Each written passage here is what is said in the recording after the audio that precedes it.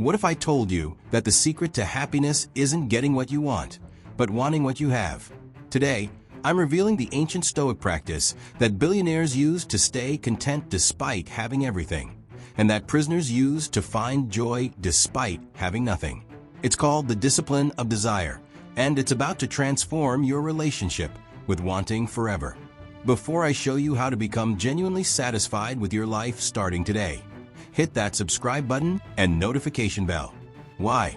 Because what I'm about to teach you is the antidote to our culture of endless wanting, endless scrolling, endless dissatisfaction. This is episode 5 of Be Stoic Every Day. And if you're tired of always wanting more, you need this foundation. Let's dive in. Welcome back to Daily Stoic Insights. I'm your host, and today we're talking about the most radical idea in philosophy, that you already have everything you need to be happy. Not that you shouldn't have goals or ambitions. Not that you should settle for mediocrity. But that your happiness shouldn't depend on getting something you don't currently have. Think about it. How much of your mental energy goes toward wanting things? Wanting a better job, a different relationship, more money, a nicer house, a different body, someone else's life? The Stoics called this the tyranny of desire, and they developed a systematic approach to breaking free from it. Epictetus, who went from slave to sage, taught that we suffer not because of what happens to us, but because of the gap between what we want and what we have. Close that gap and suffering disappears. But here's what's revolutionary. The Stoics didn't close the gap by getting everything they wanted. They closed it by wanting what they already had. Today, I'm going to teach you 3 specific practices that will transform your relationship with desire. First, the gratitude practice that goes deeper than anything you've tried before. Second, the reframing technique that turns every problem into a gift. And third, the daily exercise that makes contentment automatic. Plus, I've got a 21-day challenge that will prove to you that happiness is a choice, not a circumstance. Let's start with understanding why we're never satisfied. Modern culture has programmed us to believe that happiness is always one purchase, one achievement, one relationship away. Psychologists call this hedonic adaptation. We get what we want, feel good briefly, then return to baseline and start wanting something else. The Stoics understood this 2,000 years ago. They knew that external things can never provide lasting satisfaction because the wanting mind is insatiable. Feed it, and it just grows hungrier. But they also discovered something amazing. When you train yourself to want what you already have, you become immediately and permanently satisfied.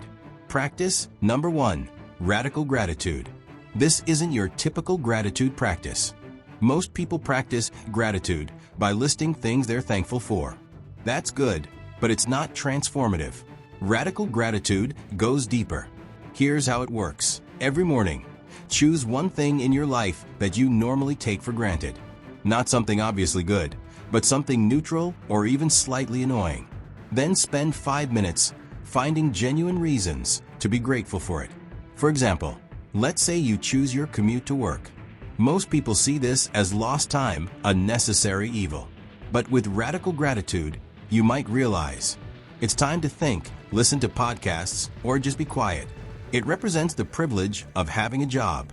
It's a transition period between home and work life. It's an opportunity to practice patience and acceptance. It connects you to your community and city. The goal isn't to convince yourself that everything is perfect. It's to train your mind to find value and meaning in what's already present in your life. Practice number 2, the reframing revolution.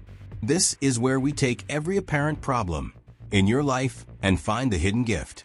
The Stoics believed that everything that happens to you is either good or can be used for good. This isn't naive optimism. It's strategic thinking. Here's the process.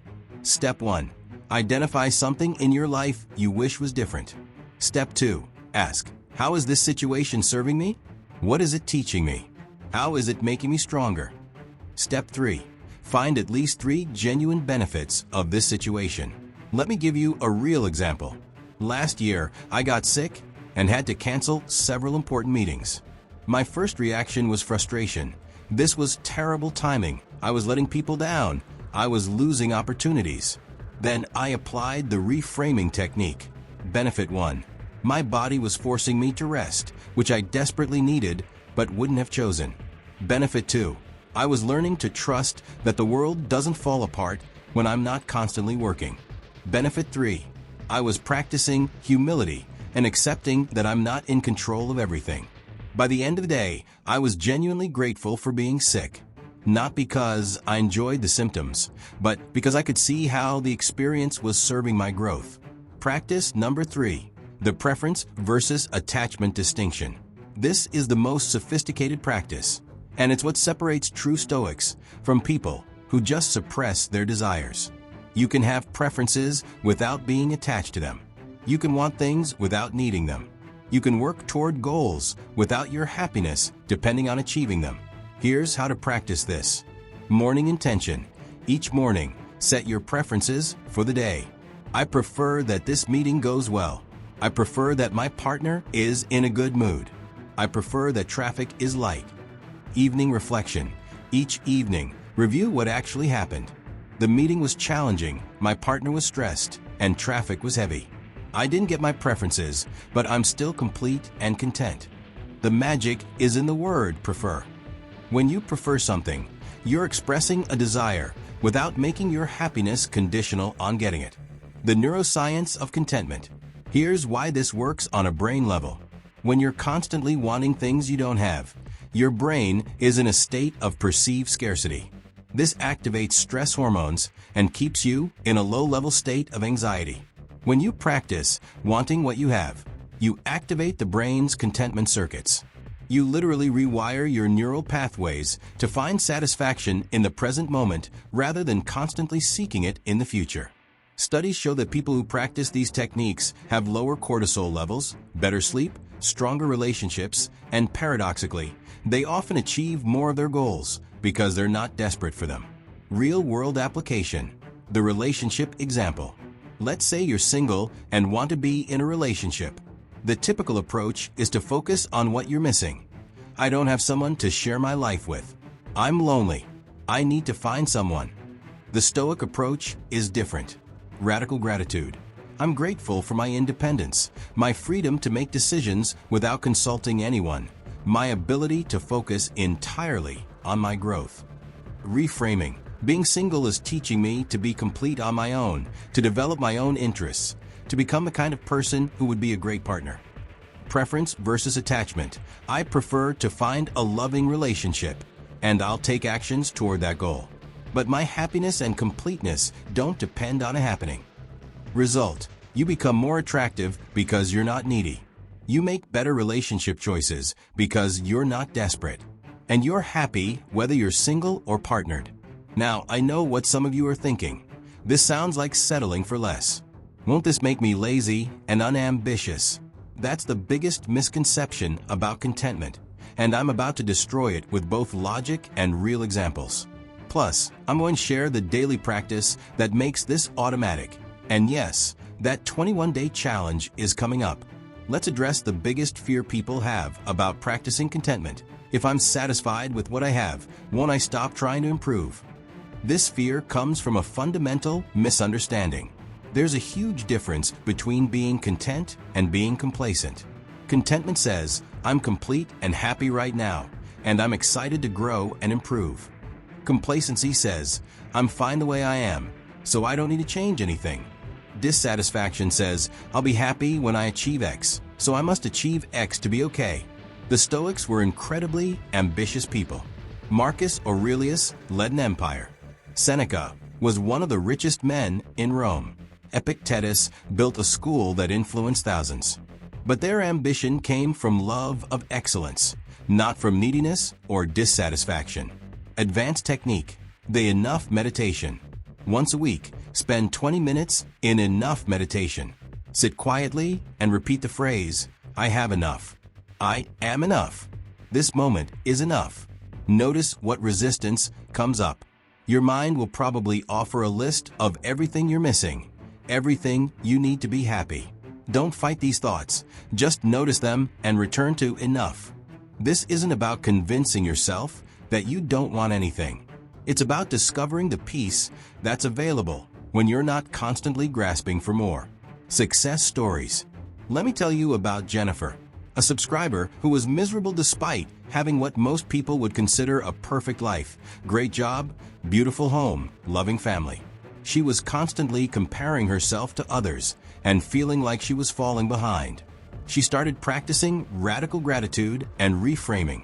Instead of focusing on what her friends had that she didn't, she started appreciating what she had that she'd once dreamed of.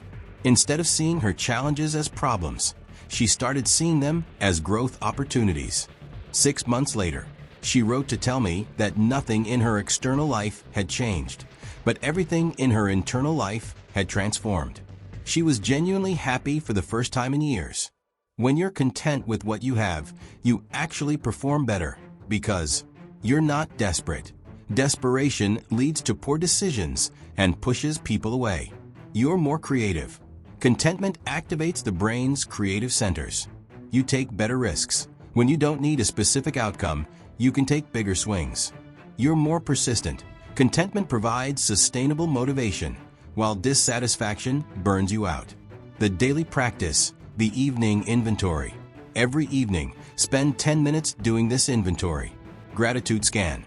What 3 things that happened today am I grateful for? Include at least one thing that initially seemed negative or neutral. Desire check. What did I want today that I didn't get? Can I find peace with not having it? What did this wanting teach me about myself? Abundance recognition.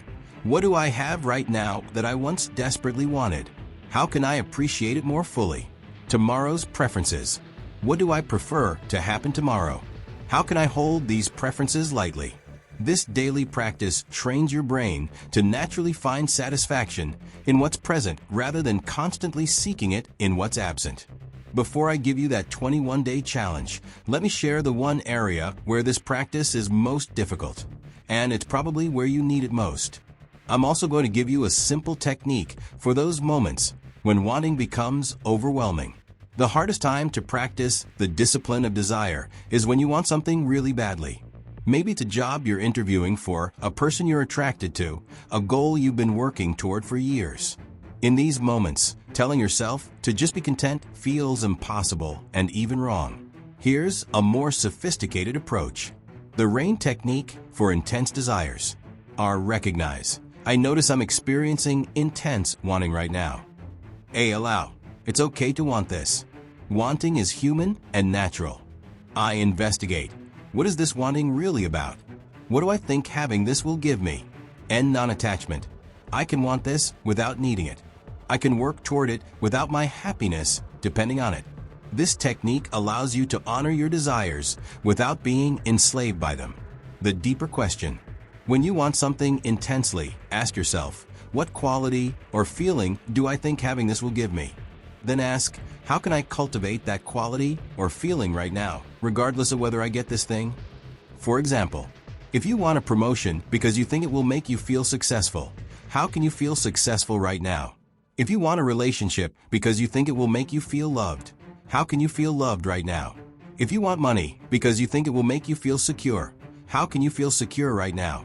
Often, we can give ourselves what we're really seeking without getting the external thing we think we need. Here's what happens when you master the discipline of desire. You become genuinely happy. Not the fleeting happiness that comes from getting what you want, but the deep contentment that comes from wanting what you have. You stop being a slave to circumstances. Your mood doesn't depend on whether you get the promotion, whether someone texts you back, whether your plans work out perfectly. You become more attractive to others because you're not needy. You make better decisions because you're not desperate. You enjoy life more because you're not constantly focused on what's missing. But most importantly, you discover that happiness was never about having more. It was always about appreciating what's already here. Marcus Aurelius wrote, "Very little is needed to make a happy life.